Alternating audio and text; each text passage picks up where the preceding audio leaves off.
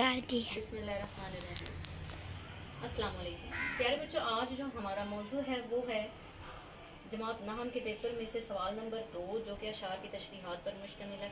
उन पे हम ज़रूर बात करेंगे, लेकिन उससे पहले ज़िंदगी के असूलों में से किसी एक असूल पर बात करते चलें। आज का असूल क्या है? आपकी सबसे बड़ी खूबी क्या है? सबसे बड़ी खूबी बेटा ये नहीं है कि आप कभी ना गिरे हों, यानी कि सबसे बड़ी खूबी आपके कभी ना गिरने में नहीं, बल्कि आपकी खूबी ये है कि आप गिरें और उसके बाद उठें, क्योंकि यही कामयाबी की अलामत है। गिरने के बाद उठकर कामयाब होना सबसे बड़ी, क्योंकि गिरते हैं वही शाह सवार, जो शाह सवार होता है वही गिरता है। इसलिए बेटे मैदान में गिरने के लिए ज़रूरी है कि सवार हों। तो सवार होने के बाद, गिरने के बाद जब उठकर सवार होते हैं तो कामयाबी उससे बढ़कर और कोई नहीं हो सकती। बात करते हैं अशार की तशरीहात पर। आपने पेपर प्रेजेंटेशन कैसे देनी है? हिस्सा इंशाइया सबसे पहले नंबर पर आप लिखेंगे, उसके बाद आप लिखेंगे हिस्सा दोम, सवाल नंबर लिखेंगे। सवाल नंबर क्या है? सवाल नंबर तो 2 है पेपर के मुताबिक, लेकिन ये क्वेश्चन आपने सॉल्व कब करना है पेपर पे? ये सबसे आखिर पर आपने सॉल्व करना है। क्वेश्चन जो है अशार की तशरीहात वाला पेपर में आपने सबसे आखिर में ये सॉल्व करना है। उसकी लॉजिक क्या है ये आपको बाद में बताती हूँ। उसके बाद आप लिखेंगे अशार की तशरीहात, हेडिंग देंगे, और फिर उसके बाद अगर आपने हिस्सा नज़्म में से भी अशार होते हैं और हिस्सा गज़ल में से भी होते हैं। आपने हिस्सा नज़्म सपोज कर लिया है तो आपने हिस्सा गज़ल शुरू करना है, और हिस्सा गज़ल की जो शेर आप करना चाहेंगे, तशरीह जिसकी करना चाहेंगे, अलिफ है, बे है या जीम है, उसका नंबर देंगे अलिफ, और उसके बाद शेर लिखेंगे। जैसा कि शेर है, दिले नादां तुझे हुआ क्या है, दिले नादां तुझे हुआ क्या है, आखिर इस दर्द की दवा क्या है, गालिब का शेर है। उसके बाद मेरा बेटा आप लिखेंगे हवाला शेर। ये प्रेजेंटेशन बता रही हूँ आपको। हवाला शेर में सबसे पहले आपने, अगर तो नज़म की तशरीह कर रहे हैं तो नज़म का उन्वान लिखेंगे, शायर का नाम लिखेंगे, और सिनफ़े अदब यानी कि गज़ल है या नज़म है वो लिखेंगे।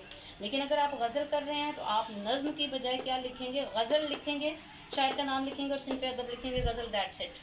उसके बाद मेरा बेटा आप मफ़हूम लिखेंगे। मफ़हूम के आगे हमने 2 डॉट्स लगाए हैं, और ये 2 डॉट्स जो हैं ये राबते की अलामत हैं। राबते का मतलब क्या होता है कि इस हेडिंग के बाद मज़ीद हमारे पास कंटिन्यू है, हम मज़ीद हेडिंग दे सकते हैं और देनी है। राबते में आप मफ़हूम में क्या लिखेंगे? 2 लाइनों, कम अज़ कम नहीं बल्कि ज़्यादा से ज़्यादा आपने 2 लाइनों का मफ़हूम लिखना है, इससे ज़्यादा आप मफ़हूम नहीं लिखेंगे। मफ़हूम मुख्तसर होना चाहिए और पूरा होना चाहिए, नसरी फॉर्म में होना चाहिए।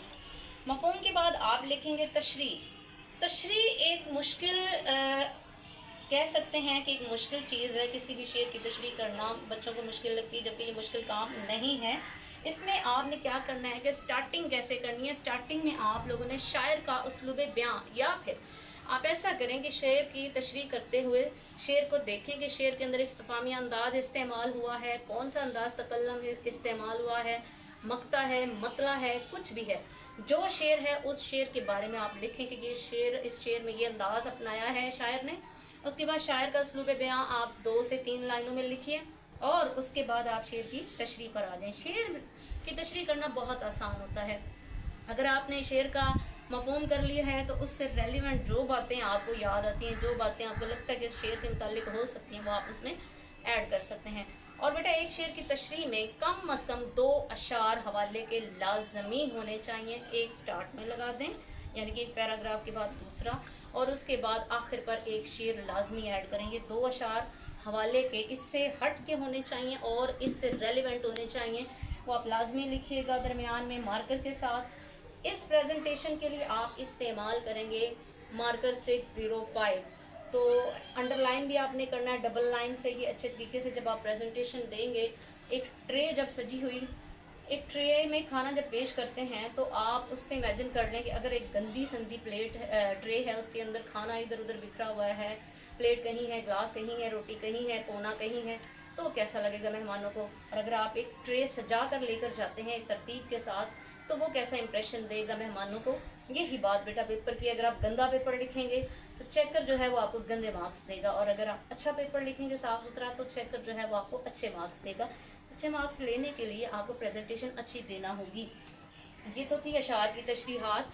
तो मज़ीद हम इंशाल्लाह गज़ल बाय गज़ल नज़्म बाय नज़्म बात करते रहेंगे। अगले लेक्चर्स में, आने वाले लेक्चर में हम इन पे मज़ीद बात करेंगे।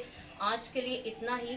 मेहनत करते रहें, क्योंकि मेहनत का सिला देने वाली अल्लाह की ज़ात खुद है। अल्लाह हाफिज़ एंड गुड लक।